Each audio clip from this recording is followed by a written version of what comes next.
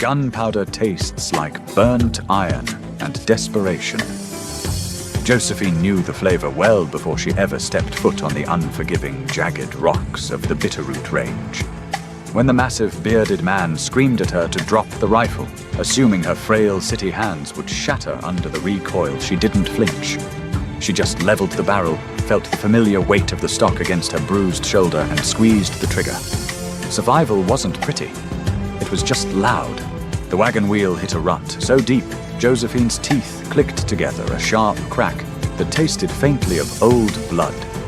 She gripped the splintering edge of the wooden bench, her knuckles white beneath thin, dust-stained lace gloves. Beside her, old man Higgins spat a stream of dark tobacco juice over the side of the wagon, the wind catching it and spraying it across the scrub brush. End of the line. Missy. Higgins rasped, pulling back on the reins.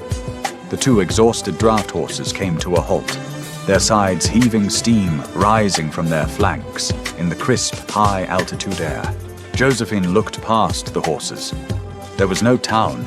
There wasn't even a proper road, just a faint, muddy track that disappeared into a dense wall of ancient ponderosa pines. At the edge of the clearing sat a cabin. It looked less built and more grown from the earth itself, rough-hewn logs, mud chinking baked pale by the sun, and a rusted tin roof weighed down by heavy stones. A single thin ribbon of smoke curled from the stone chimney. "He's in there," Higgins said, not looking at her. He seemed eager to turn the wagon around. "I ain't going no further. The trail washes out past the creek. You got your trunk?" "Yes," Josephine said. Her voice was flat, devoid of the panic Higgins clearly expected. She stood her heavy wool traveling dress clinging to her sweat-dampened legs and climbed down from the wagon. Her leather boots sank 3 inches into the spring mud. Higgins tossed her leather trunk over the side. It hit the muck with a wet thud. Without another word, he snapped the reins, and the wagon lurched back the way it came. Josephine didn't watch him leave. She stared at the cabin. The heavy wooden door groaned open. The man who stepped out onto the porch blotted out the sun. He was a giant, broad-shouldered and thick-chested, wearing worn canvas trousers and a faded flannel shirt rolled to the elbows. His forearms were corded with muscle and crisscrossed with faded white scars. A thick, dark beard obscured the lower half of his face, but his eyes pale, piercing and cold as glacial ice locked onto her. He held a massive wood-splitting axe in one hand, the handle slick with use. He didn't speak. He just stared at the silk ribbons on her hat, the impractical cut of her coat, and the mud creeping up her boots. "I am looking for Elias Croft," Josephine said, projecting her voice across the 30 yards of mud and tree stumps that separated them. The man slowly lowered the axe, resting the heavy iron head in the dirt. He reached into his shirt pocket, pulled out a rolled cigarette, and struck a match against his thumbnail. He inhaled deeply, the tip flaring orange in the fading afternoon light. "You're late," he said. His voice was a low rumble, like rocks grinding together at the bottom of a riverbed. The trains were delayed out of Chicago. Then the stagecoach lost a wheel in Bozeman. "I am Josephine, his bride." The man exhaled a thin stream of blue smoke. He didn't look at her face. He looked past her toward a small rise near the tree line. "Elias is dead." The wind swept through the clearing, rattling the dry pine needles. Josephine stood perfectly still. The cold mountain air suddenly felt like it was slicing through her ribs, settling directly into her lungs. She followed the man's gaze. There, beneath the drooping branches of a massive spruce, was a fresh mound of turned earth. A simple wooden cross, lashed together with twine, sat at its head. "Fever," the man said, turning his gaze back to her. "Took him 3 weeks ago. Burned him up from the inside out." Josephine blinked. Once, twice. She looked back at the man on the porch. "And you are?" "Daniel, his brother." Daniel flicked the half-smoked cigarette into the mud. "Wagon's gone. You should have rode back down with him. I spent my last $40 on the stagecoach." Josephine said, her voice dropping an octave, losing the practiced, polite cadence of a prospective bride. I have exactly 3 cents in my purse. I cannot go back. Not my problem, Daniel said. He turned to go back inside. Hold on a minute. Josephine snapped, stepping forward and dragging her heavy trunk behind her through the muck. The leather handle dug into her palm. Elias wrote to me. He sent the ticket. He proposed an arrangement. I held up my end. I am here. Daniel paused in the doorway. He looked over his shoulder, a cynical sneer lifting the corner of his mustache. Elias was a fool. He thought he could plant a rose bush in a rock quarry. This mountain doesn't want you, city girl. It'll freeze you, starve you, or drive you mad. You can sleep in the barn tonight. Tomorrow, you start walking. He stepped inside and slammed the door. Josephine stood alone in the clearing. The sun dipped below the jagged peaks, and the temperature plummeted instantly. The mud around her boots began to stiffen into frost. She looked at the barn, a drafty, leaning structure that smelled of old hay and manure. Then she looked at the cabin. She let go of her trunk, marched up the wooden steps of the porch, and pushed the cabin door open. Daniel was at the iron stove, shoving a piece of split pine into the firebox. He turned, his eyes narrowing in genuine surprise as she stepped inside, closing the door firmly behind her. The interior was sparse and smelled heavily of rendered animal fat, stale coffee, and wood smoke. A single bed sat in the corner, covered in thick, unwashed pelts. Rifles and traps hung on the walls. It was a place designed for survival, not comfort. I am not sleeping with the mules, Josephine said, unpinning her hat and tossing it onto a wooden crate. She began unbuttoning her heavy coat. And I am not walking down a mountain I don't know. Elias owed me a roof. Since you occupy his land, you inherit his debts. Daniel stared at her, the iron poker hanging loosely in his hand. For a long moment, the only sound was the crackle of the fire. He was calculating how easily he could throw her out. She knew the look. She had seen it on the faces of bruised, desperate men in Chicago, gambling halls 100 times. You'll be gone by Sunday, Daniel muttered, turning back to the stove. Or dead. We'll see, Josephine replied, taking a seat on the only chair in the room. That night, Daniel ate a plate of salted pork and hard beans in silence. He didn't offer her any. Josephine didn't ask. She unpacked a small tin of hardtack from her satchel and chewed it slowly, letting the dry, tasteless cracker soften in her mouth. When darkness fully claimed the cabin lit only by the dying embers in the stove, Daniel stood. He threw a heavy, foul-smelling bearskin rug onto the floorboards, lay down, and turned his back to her. He didn't tell her to take the bed. He just left it empty. Josephine kept her wool dress on. She climbed onto the narrow mattress. The blankets were rough spun and smelled of dust, but she pulled them up to her chin. The cold seeped through the log walls, a creeping physical weight that settled into her joints. She lay awake, staring at the ceiling beams, listening to the wind howl outside. She was 1,000 miles from the paved streets of Chicago, trapped in a box of dirt and wood, with a man who looked like he chewed gravel for breakfast. She smiled, a thin, grim line in the dark. It was better than the debtor's prison waiting for her back east. By the 4th day, the war of attrition had settled into a brutal rhythm. Daniel treated Josephine not as a guest, nor a burden, but as a ghost. He stepped around her, ate without her, and worked from dawn until dusk, leaving her to fend for herself in the cabin. He fully expected her to break. Josephine refused to give him the satisfaction. The mountain, however, was a relentless adversary. On Tuesday, she tried to fetch water from the creek. The wooden bucket was heavy-bound in thick iron rings. The path down to the water was slick with melting morning frost. On her way back up, her leather boot lost its purchase on a slick stone. She went down hard. Her knee struck a rock, tearing the fabric of her skirt and scraping her skin raw. The bucket tipped, spilling freezing water all over her chest and arms. She sat in the mud, the icy water soaking through to her corset, her breath coming in short, ragged gasps. 50 yards away, Daniel stood by the chopping block. He rested his axe on a log and watched her. He didn't move to help. He simply waited for the tears. He waited for the inevitable breakdown, the wailing, the demand to be taken back to civilization. Josephine looked down at her ruined dress. She looked up at Daniel. She wiped a streak of mud from her cheek, grabbed the handle of the bucket, stood up, and limped back down to the creek to refill it.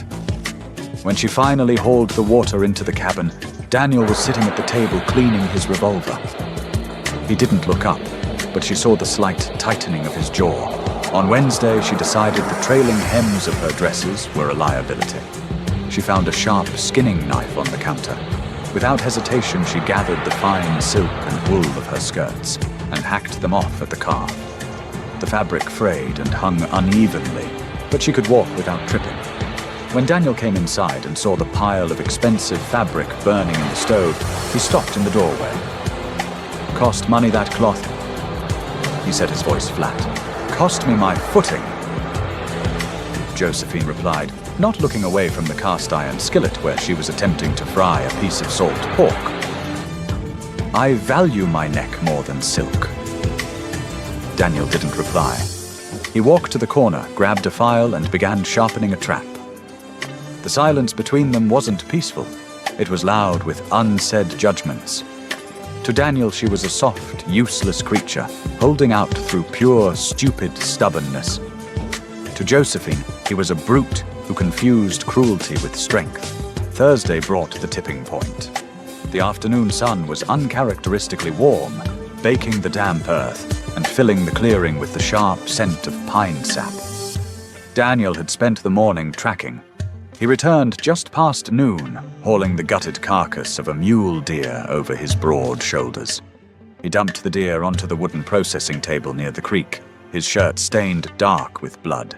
He had unslung his heavy Winchester repeater rifle when he arrived, leaning it carelessly against the porch rail before heading down to the water to wash his hands and grab his butchering knives.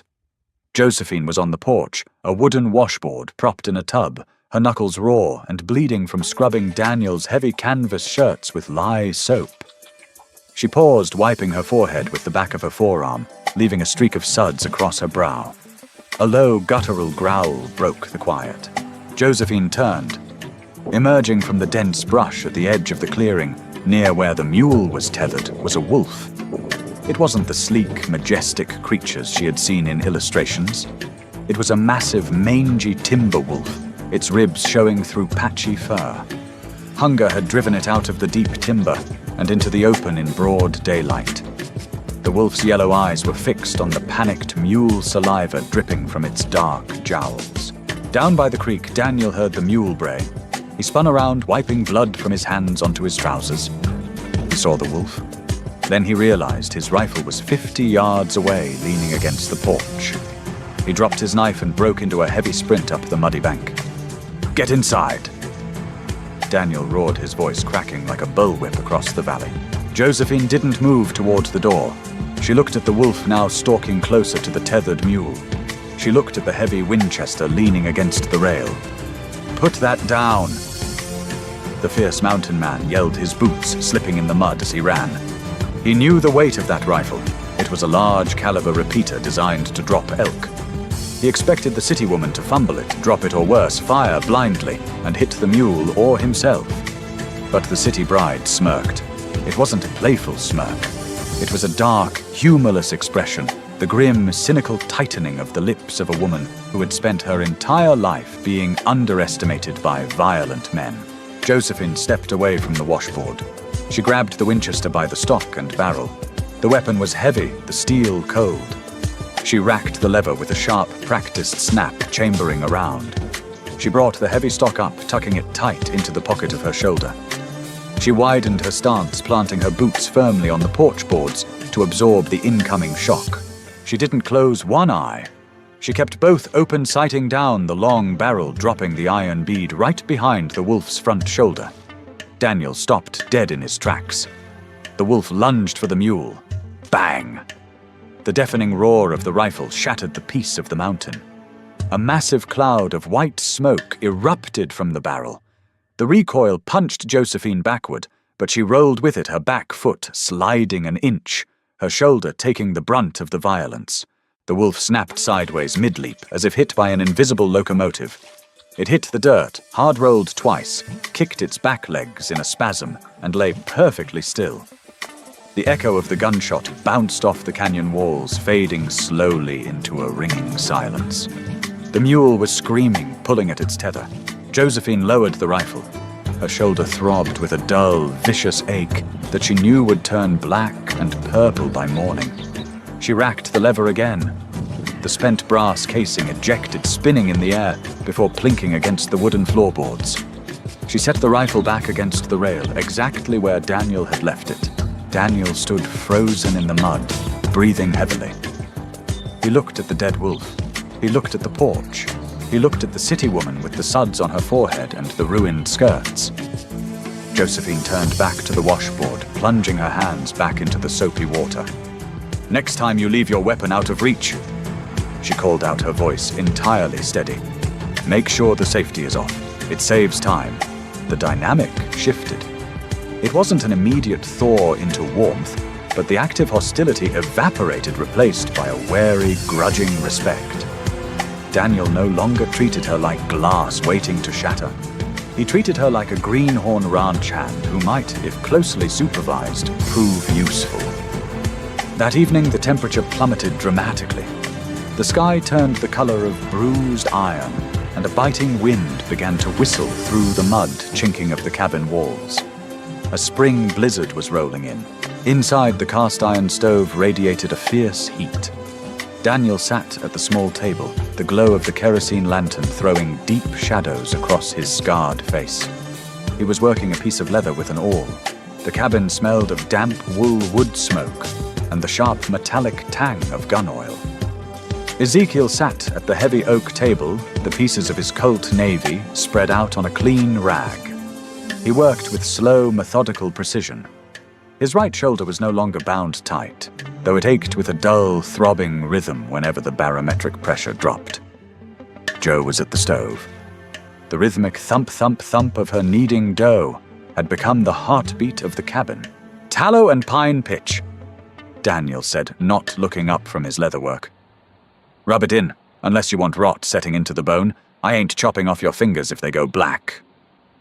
Josephine picked up the tin. She pried the lid off. It smelled strongly of earth and resin. She scooped a small amount out with her index finger and began working it into her raw skin. The initial contact stung like fire, but slowly a soothing numbness followed. "Thank you," she said quietly. "Keep them to yourself." She resumed her kneading, but her strokes were slightly softer. The tension between them had changed. It was no longer the brittle, dangerous wire of two strangers expecting a knife in the back. It was thicker now, a mutual quiet observation. They had learned the geography of each other's habits. Jo knew Ezekiel drank his coffee boiling hot and slept with his hand resting inches from the floorboard right above his rifle. Ezekiel knew Jo checked the window latches 3 times every night and hated the sound of the wind howling through the chimney. Ezekiel finished reassembling the Colt. The click of the cylinder locking into place was sharp in the quiet room. He stood, slipped the gun into his holster, and grabbed his heavy buffalo coat from the peg. "Going to check the snare lines," he said, pulling a thick knit cap over his ears. "Might be a hare. Might just be frozen pine cones." "How long?" Jo asked. 2 hours. Keep the fire up." He walked out, shutting the heavy door behind him. The sudden silence left in his wake was deafening. Jo stood at the counter. She wiped her hands on her apron. She looked at the dough. Then slowly she looked across the room. Underneath Ezekiel's cot, partially obscured by a hanging wool blanket, was the heavy black iron lockbox. It had been calling to her for weeks. It hummed with the promise of distance. A train ticket to San Francisco. A horse fast enough to outrun a telegram. Safety. Daniel stared at her for a long time. The harshness in his face softened just a fraction. It wasn't pity, it was recognition. "So why come here?" he asked. "Why marry Elias?" Josephine sighed, leaning back in her chair. "My father died. He owed money to men much worse than the ones he collected from. They took the hall. They took our home. They were coming for me next to work off his debt in ways I will not discuss. Elias had placed an ad in the papers. A farmer in the West seeking a companion. It was a train ticket out. I didn't love him. I didn't even know him. But he was an escape." She gave a bitter half-smile. "Turns out I traded one harsh world for another." Daniel set his leatherwork down. He leaned forward, resting his heavy forearms on his knees. Elias was soft. Daniel said his voice softer than she had ever heard it. "I loved him, but he was soft. He didn't belong up here. He wanted a garden. He wanted a rocking chair on the porch.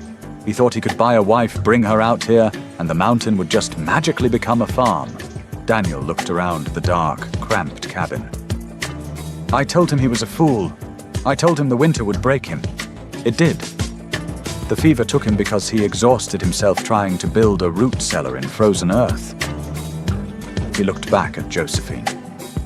The wind howled outside, shaking the heavy log door in its frame. "You ain't soft," Daniel said. It wasn't a compliment, it was a statement of fact. "You survived the levee. You survived 4 days up here with me. I am surviving," Josephine corrected him. "There is a difference." Daniel stood up. He walked over to the small wooden cupboard, reached into the back, and pulled out a glass bottle filled with amber liquid. He grabbed 2 tin cups, poured a generous measure into each, and walked over to her. He handed her one. "Whiskey," he said. "It'll help the cold." Josephine took the tin cup. The metal was cold, but the liquid inside smelled like fire and oak. Daniel raised his cup slightly. "To Elias," he said roughly. "He was a fool, but he had good aim when he picked a bride." Josephine looked at the giant, scarred man before her. The cynicism that had protected her for 24 years cracked just a sliver. She raised her tin cup. "To Elias," she echoed. She threw the whiskey back. It burned a trail down her throat, warming her from the inside out. They sat in silence as the blizzard raged outside, 2 hardened survivors, separated by a few feet of floorboards, understanding for the first time that neither of them had to fight the cold entirely alone. The blizzard raged for 3 days, burying the bitterroot in a suffocating, blinding white. Inside the cabin, the world shrank to 20 square feet of floor space and the iron perimeter of the stove. Confinement tests the mind faster than the cold. Josephine knew the claustrophobia of tight spaces. She had spent days locked in the back office of her father's gambling hall while debt collectors tore the front room apart. This was different. The silence of the mountain wasn't malicious, but it was incredibly heavy. Daniel paced like a caged bear.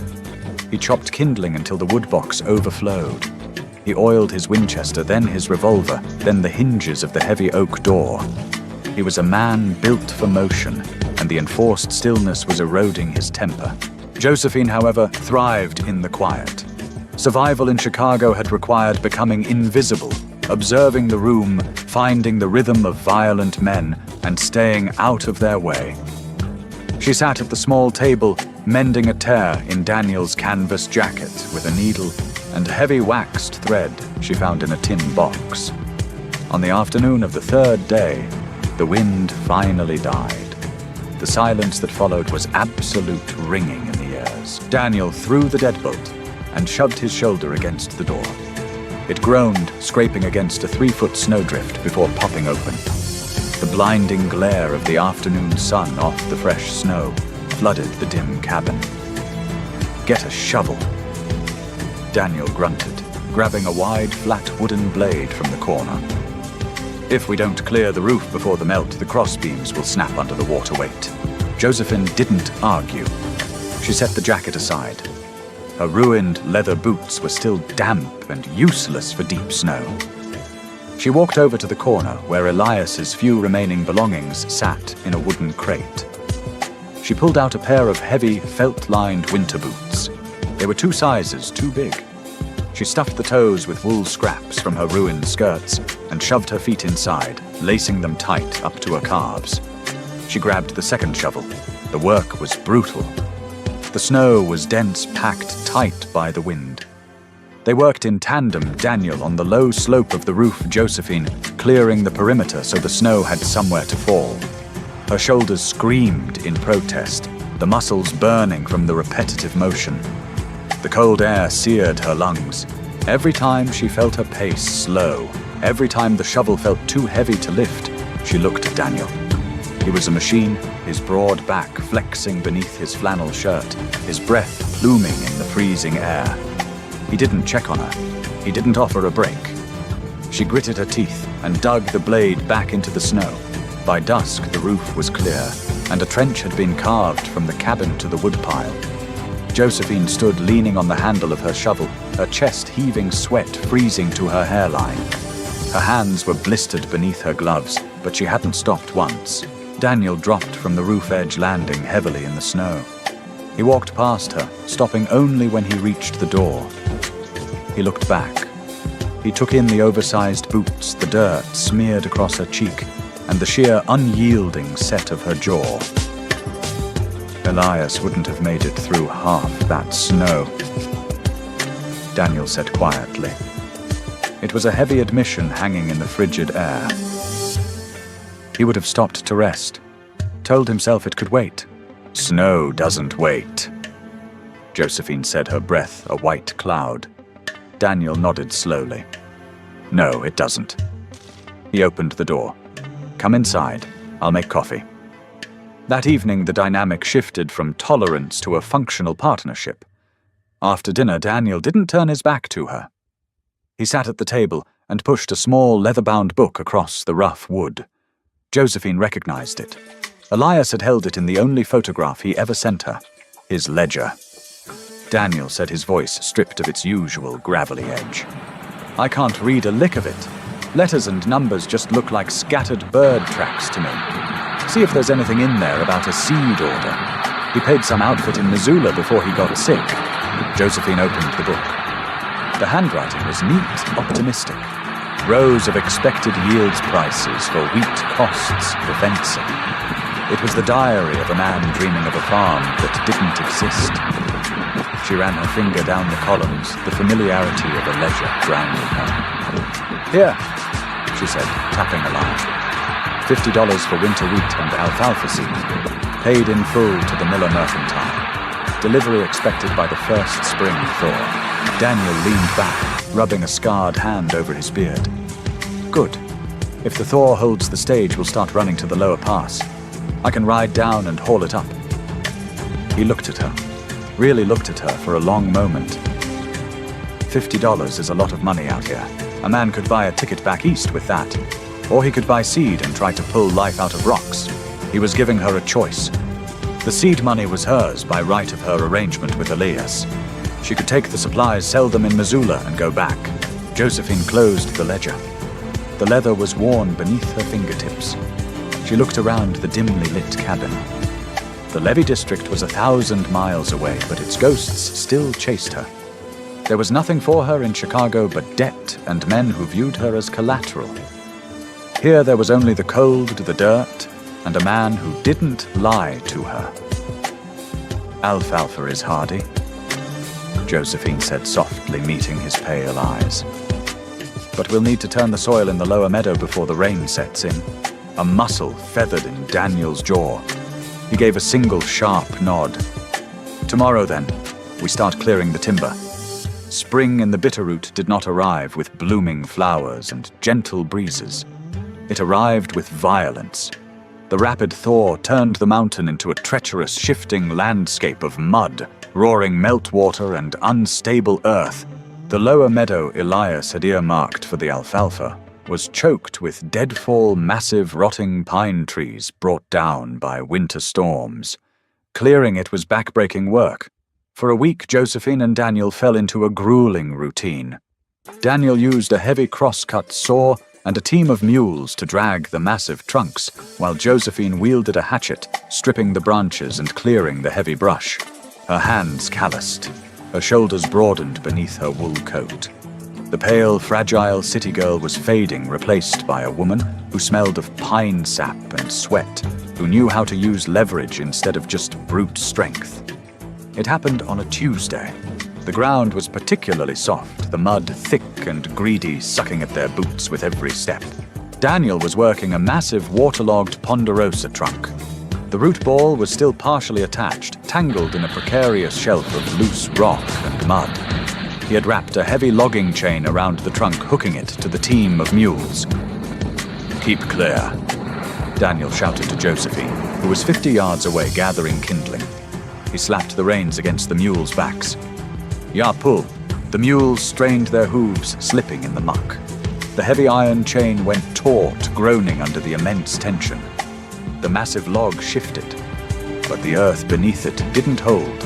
The sound was like a cannon shot. The shelf of mud and rock gave way. The massive root ball snapped free, twisting the log with terrifying speed. "Daniel!" Josephine screamed. Daniel tried to jump back, but the mud had him by the boots. The trunk rolled the jagged remnants of a thick branch, whipping through the air. It caught him across the chest and the thigh. He didn't cry out. The impact simply wiped him from his feet, slamming him backward into the muck. The log settled with a sickening thud, pinning his left leg directly below the knee against a buried stone. The mules panicked, jerking forward, but the chain had slipped. They snapped their harnesses and bolted towards the tree line. Josephine dropped her hatchet. She didn't freeze. The adrenaline that flooded her veins was cold and familiar. It was the same ice that ran through her when she stared down the barrel of her Winchester at the wolf. She sprinted across the mud, sliding to her knees beside him. Daniel's face was the color of ash. His eyes were wide, the pupils blown tight against the agony. His breath came in shallow, jagged gasps. The log was massive, easily 2,000 pounds of waterlogged timber. "Leg," he hissed through clenched teeth, his head rolling back into the mud. Crushed. Josephine didn't waste time asking if he was all right. She looked at the log. She looked at the stone beneath his leg. There was perhaps an inch of clearance, barely keeping the bone from shattering completely, but the pressure was cutting off the blood flow. If it stayed there, he would lose the leg, or die of shock. "I can't lift it," Josephine said, her voice entirely flat. She wasn't panicking, she was assessing. "Leverage," Daniel gasped, his hands clawing at the mud. "Need a fulcrum." Josephine scrambled up. She ran to the edge of the clearing where they had piled the stripped branches. She grabbed a thick 8-foot length of solid oak they had cut the day before. It was heavy, scraping against her bruised collarbone as she dragged it back. She found a flat, stable rock near Daniel's head. She wedged the tip of the oak branch under the massive pine log, resting the middle of the branch across the stone. "When I lift," Josephine said, kneeling in the mud beside the makeshift lever. "You pull. Do not hesitate. I won't be able to hold it long." Daniel nodded, sweat pouring down his pale face despite the cold. He gripped the mud with his thick, scarred hands, preparing to drag his own body weight. Josephine wrapped her arms around the end of the oak branch. She didn't use her back. She dropped her hips, anchored her boots deep in the mud, and drove upward with her legs. The log didn't move. "Come on." She snarled, the polished manners of Chicago entirely gone. She closed her eyes. She imagined the debtor's prison. She imagined the men who took her father's haul. She channeled every ounce of fury, desperation, and sheer will she possessed into her legs. She screamed a raw, guttural sound that tore at her throat. The oak branch groaned loudly, the wood fibers popping. The pine log shifted. Half an inch. Then an inch. "Now!" Josephine shrieked. Daniel roared in agony, his massive shoulders bunching as he dragged himself backward. The trapped leg scraped against the rock, tearing the heavy canvas of his trousers and slicing the flesh beneath, but it slipped free. The oak branch snapped in two. The pine log crashed back down, burying itself deep into the mud, exactly where Daniel's leg had been a second before. Josephine collapsed backward, her chest heaving, her vision swimming with black spots. She lay in the mud for 10 seconds, listening to the harsh, ragged sound of Daniel breathing. She crawled over to him. His trousers were soaked in dark, thick blood. He had passed out from the pain, his chin resting on his chest. Josephine looked at his massive, unconscious frame. He was at least 250 pounds of dead weight. The cabin was a quarter-mile up a steep, muddy incline. She wiped the mud from her face, leaving a streak of blood from a scraped knuckle. "All right, you stubborn bastard," she muttered to the quiet mountain. "You aren't dying today." She grabbed him by the collar of his jacket and began to pull. It took her 2 hours to drag him to the cabin. By the time she hauled him over the threshold, the sun had set, and the temperature had plummeted. Josephine's muscles were trembling so violently, she could barely strike the match to light the kerosene lantern. She managed to roll him onto the heavy bearskin rug near the stove. Daniel was burning up. The shock had passed, and the fever was moving in with terrifying speed. She stripped him of his sodden coat and boots. When she took her knife and sliced open his blood-soaked trousers, she sucked in a sharp breath. The muscle of his calf was laid open, a deep, jagged laceration that wept dark blood. The bruising around the knee was already turning a sickening shade of black and yellow. It wasn't a clean cut. It was a crush wound, dirty with mud and pine bark. Josephine didn't hesitate. She stoked the fire and set a heavy iron pot of water to boil. She found his bottle of whiskey, a clean linen shirt of Elias's she had been saving to mend, and the tin box holding the needles and heavy thread. When she poured the boiling water and whiskey over the open wound, Daniel surged upward with a roar, his eyes flying open in blind panic. His massive hand locked onto her wrist like a vice, nearly snapping the bone. "Hold still!" Josephine commanded, her voice dropping to a low, authoritative register she hadn't used since breaking up fights in the gambling hall. "I have to clean the dirt out or it will rot." Daniel stared at her, his pale eyes glassy with fever and pain. He looked at her grip on the blood-soaked rag, the steady set of her shoulders, and the absolute lack of pity in her face. Slowly his fingers loosened their death grip on her wrist. He fell back against the floorboards, biting down on his own forearm to muffle his groans. "Thread the needle," he rasped, his voice trembling. She didn't use the Levy District's delicate stitches. She used heavy, overlapping saddle stitches, pulling the torn muscle and skin together with ruthless efficiency. She had patched up bouncers who had been slashed with straight razors. She knew how flesh worked. Daniel watched her face the entire time, his chest heaving. She didn't flinch at the blood. Her hands were perfectly steady. By midnight, the leg was bound tightly in clean linen. But the fever spiked. Daniel thrashed on the floor, caught in the grip of delirium. The stoic, cynical mountain man vanished, replaced by a man drowning in his own mind. "Elias!" Daniel muttered, his head rolling side to side, his skin slick with sweat. "Told you, the frost, it's too deep." Josephine sat beside him, bathing his forehead with a cool, damp cloth. "Elias is gone, Daniel. You have to rest." "My fault!" Daniel gasped, his hand blindly searching the air until it caught the fabric of her skirt. He gripped it desperately. He was coughing. I pushed him. "Keep digging," I said. "Rains are coming. I killed him." The confession hung in the small cabin, heavier than the smoke from the stove. Josephine froze. She looked down at the giant of a man, stripped of his armor, confessing his deepest sin to the woman he had tried to drive away. He didn't hate her because she was a city girl. He hated her because she was a living reminder of the brother he couldn't save. "You didn't kill him," Josephine said fiercely, leaning down so her voice cut through his delirium. She grabbed his fever-hot face in both her hands, forcing his glassy eyes to focus on her. "The mountain killed him. The fever killed him. You are keeping this farm alive for him. You hear me? You did not kill him."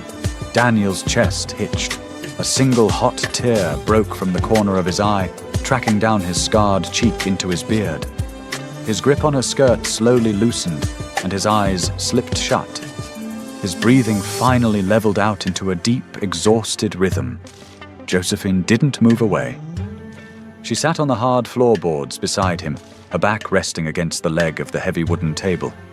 She pulled a woolen blanket over his broad shoulders, tucking the edges in tight. She watched his chest rise and fall until the first pale light of dawn crept through the single window. When Daniel finally opened his eyes, the fever had broken. The cabin was quiet. He felt the tight, throbbing pain in his leg, but the burning heat in his blood was gone. He turned his head. Josephine was asleep, sitting on the floor beside him. Her head was resting on her knees, her hands stained with his blood, tucked loosely in her lap. Her face was smudged with dirt and soot, her hair escaping its pins in messy waves. She didn't look like a bride. She didn't look like a seamstress. Daniel reached out his heavy, calloused hand, moving slowly. He didn't wake her. He simply rested his fingers lightly against the edge of her ruined boot. It wasn't a gesture of surrender. It was an anchor. He knew with absolute certainty that he owed her his life. And as he watched the morning sun catch the dust motes dancing around her, Daniel realized that the mountain hadn't broken the city bride. The mountain had just forged her into something entirely unyielding. Something he suddenly desperately didn't want to live without. Recovery is a brutal, humiliating process for a man who has only ever relied on his own physical dominance. For 3 weeks, Daniel was confined to the cabin and the immediate radius of the porch. His leg healed, but the deep, muscled tear demanded stillness. Stillness was Daniel's personal hell. Josephine became the engine of the homestead. She didn't complain. She didn't ask for permission. She simply woke before dawn, stoked the iron stove, brewed the bitter coffee, and walked out into the biting spring air. The snow had retreated to the jagged peaks of the Bitterroots, leaving behind a valley floor of rich, dark, saturated earth. Daniel sat on the porch in a hard wooden chair, his injured leg propped on a stump. He spent his days whittling new handles for axes and repairing the cracked leather harnesses of the mules, but his pale eyes rarely left Josephine. He watched her hitch the heavy draft mules to the rusted iron plow. He watched her struggle to keep the blade straight as it bit into the rocky soil of the lower meadow. The first few days, the furrows were jagged, erratic things. The mules tested her, ignoring her shouts, drifting toward the sweet grass near the creek. Josephine didn't cry. She didn't throw down the reins. She tied the thick leather lines around her waist, leaned her entire body weight backward into the mud, and cracked a willow switch across the lead mule's flank, with a sound like a pistol shot. "Walk, you miserable beasts!" she snarled, her voice carrying up the hill to the porch. "Or I'll butcher you both and salt the meat." Daniel smiled. It was a small, rare thing pulling at the scars hidden beneath his beard. The mules, sensing the sheer, unyielding intent of the woman holding their reins, fell into a steady, rhythmic plod. By the end of the second week, the meadow was turned. The dark soil lay in neat, parallel ridges waiting for the alfalfa seed. Josephine returned to the cabin each evening, coated in a thick layer of dust and dried mud. Her knuckles were permanently stained with earth. The soft curve of her jaw had sharpened. She ate with the ravenous, unapologetic hunger of a field hand, tearing at the tough, salted meat and washing it down with black coffee. They spoke less of Chicago and more of the impending summer. The hostile silence of their early days had evaporated, replaced by a comfortable, functional quiet. They were two gears in a complex machine functioning with silent precision. On a Tuesday afternoon, the rhythm broke. Josephine was at the chopping block, splitting kindling. The rhythmic thwack of the hatchet echoed off the trees. Daniel was on the porch working saddle soap into a heavy bridle. A sharp, shrill whistle cut through the valley. Josephine stopped mid-swing. The hatchet hovered in the air.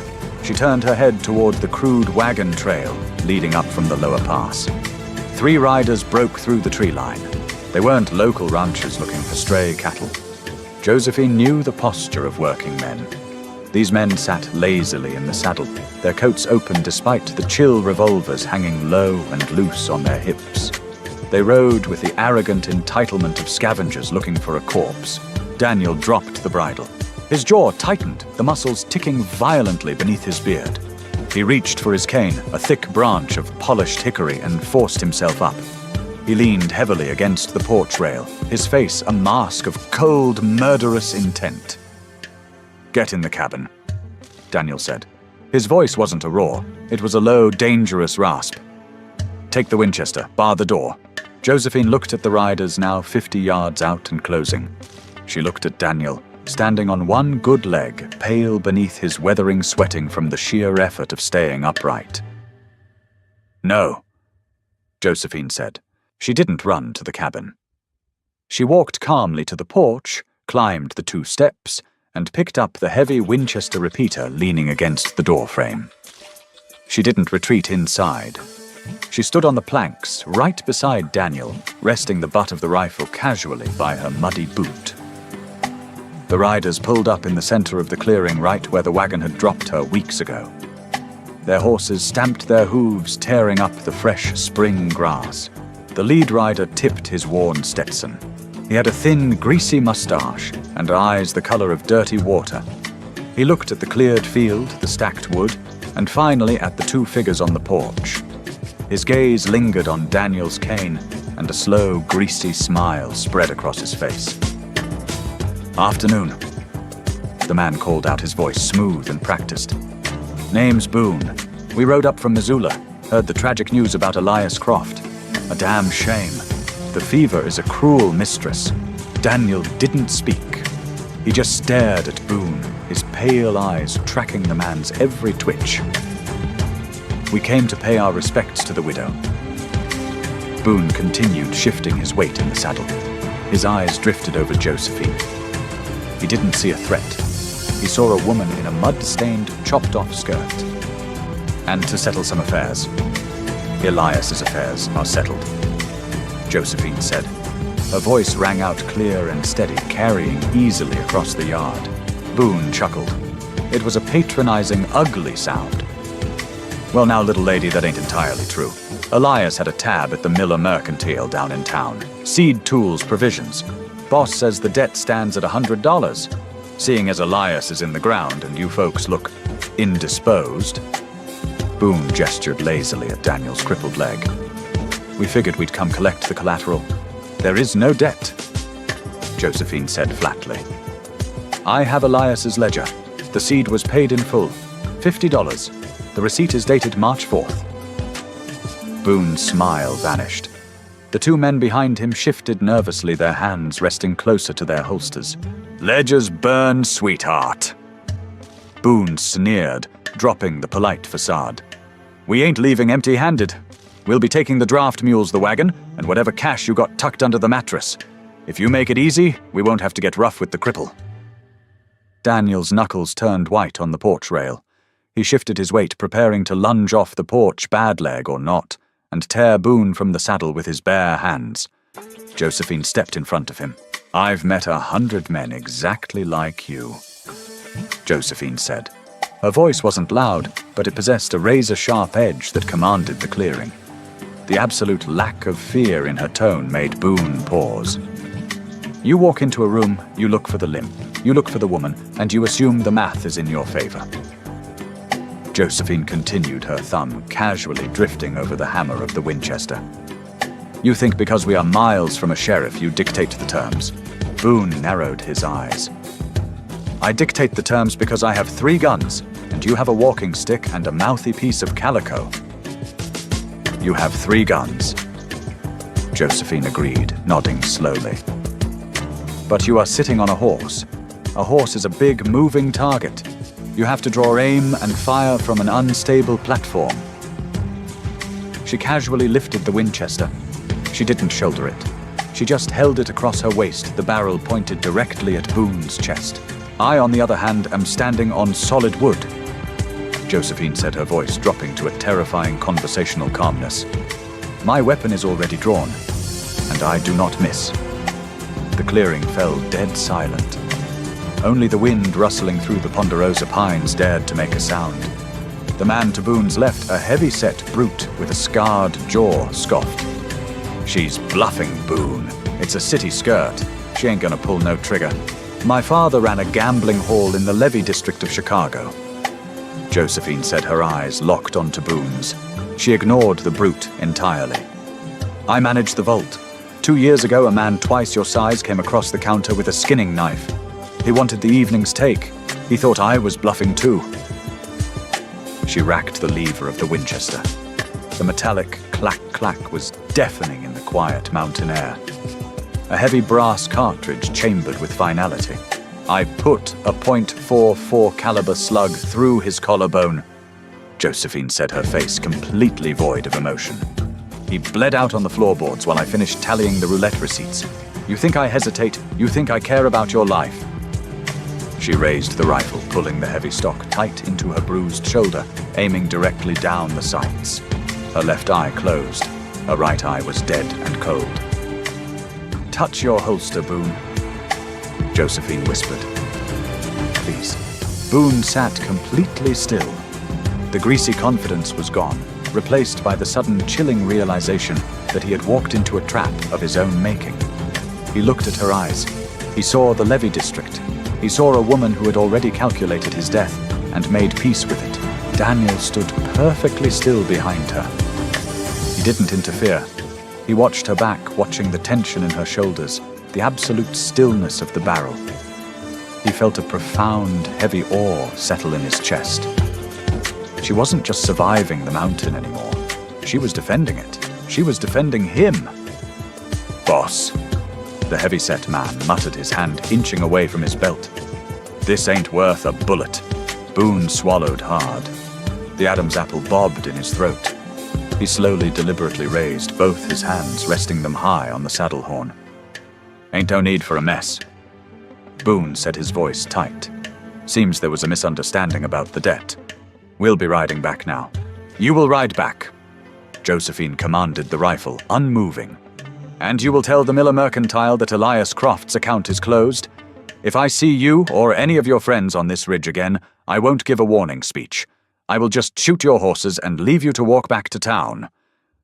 Boone glared at her, a flash of pure hatred crossing his face, but he didn't argue. He jerked the reins of his horse, turning the beast sharply. The other two men immediately followed suit. They kicked their spurs in and rode hard back down the muddy trail, disappearing into the tree line much faster than they had emerged. Josephine didn't lower the rifle. She stood on the porch, aiming at the empty trail for a full 2 minutes, listening to the fading drum of hooves. Only when the silence of the mountain fully returned did she slowly lower the barrel. She let out a long, ragged breath. Her hands, which had been entirely steady, suddenly began to shake.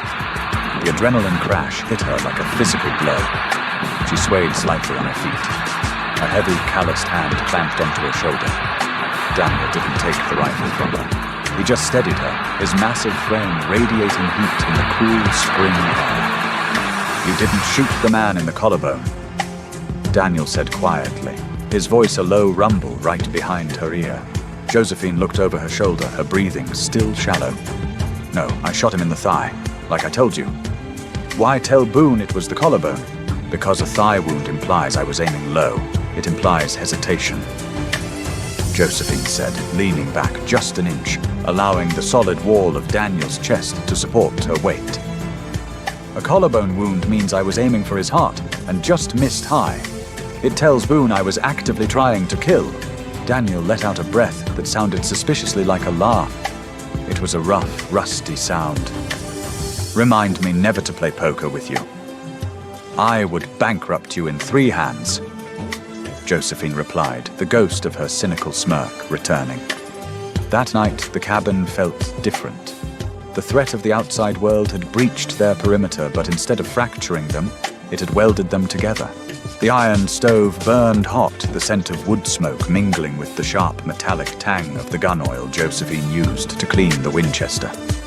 She sat at the small table, meticulously wiping down the heavy iron barrel. Daniel sat across from her. He wasn't whittling. He was just watching her hands. "They won't come back." Daniel said finally, breaking the quiet. Men like Boone are opportunists. They want easy meat. You showed them bone. They'll find a softer target. They might tell others. Josephine said, running a patch of cloth through the chamber. The mountain isn't a secret anymore. Let them. Daniel replied, his voice firm. He shifted his injured leg, grimacing slightly, but his eyes never left hers. We'll be ready. He said we. Not you. Not I. Josephine stopped cleaning the rifle. She set the oiled rag down on the table. She looked up at the giant of a man sitting across from her. The scars on his face no longer looked intimidating. They looked like a map of survival. Elias bought my ticket, Josephine said, her voice quiet but steady. He offered me a roof in exchange for a wife. That was the arrangement. Daniel's jaw tightened. He looked down at his rough, scarred hands. Elias is dead. I know, Josephine said. She reached across the rough wooden table. She didn't hesitate. She placed her bruised, earth-stained hand directly over his scarred, massive knuckles. Daniel froze.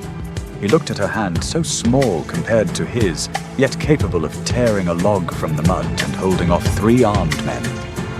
He slowly turned his hand over, tangling his thick fingers with hers. The arrangement is void. Josephine continued, her eyes locked onto his pale blue gaze. I am not a bought bride anymore. I am not a seamstress. I am not a ledger clerk. What are you then? Daniel asked, his voice dropping to a gravelly whisper. I am the woman who is going to plant $50 worth of alfalfa in your lower meadow. Josephine said, a fierce, genuine smile finally breaking across her face. And I am the woman who expects you to pull the plow when your leg heals, because those mules are utterly useless. Daniel stared at her. The heavy, suffocating guilt he had carried since Elias died. The belief that he was a brute who destroyed everything soft and good in the world finally cracked and fell away. Josephine wasn't soft. She was iron and earth. She was exactly what the mountain demanded. She was exactly what he needed. Daniel leaned across the table. He didn't ask. He didn't hesitate. He brought his other hand up, cupping the side of her face. His thumb traced the sharp line of her cheekbone, wiping away a smudge of dried dirt.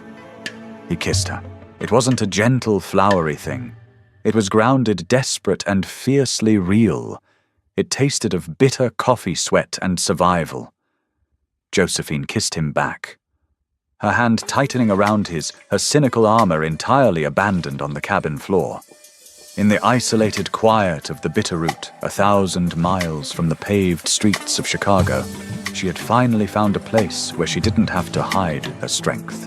They broke apart, breathing heavily, resting their foreheads together over the center of the wooden table. The kerosene lantern flickered, casting long, warm shadows against the rough-hewn log walls. Tomorrow, Daniel murmured, his breath brushing against her lips. I'll ride down to the pass. I'll get the seat. We'll take the wagon. Josephine corrected him, her eyes closed, savoring the heavy grounding weight of his hands. You aren't riding a horse with that leg, and I want to see the town. Daniel chuckled, a deep, rumbling vibration she felt in her chest. Yes, ma'am. The wind howled outside, rattling the tin roof, but inside the cabin the cold had finally been defeated. The scent of pine and gunpowder eventually faded into something resembling peace.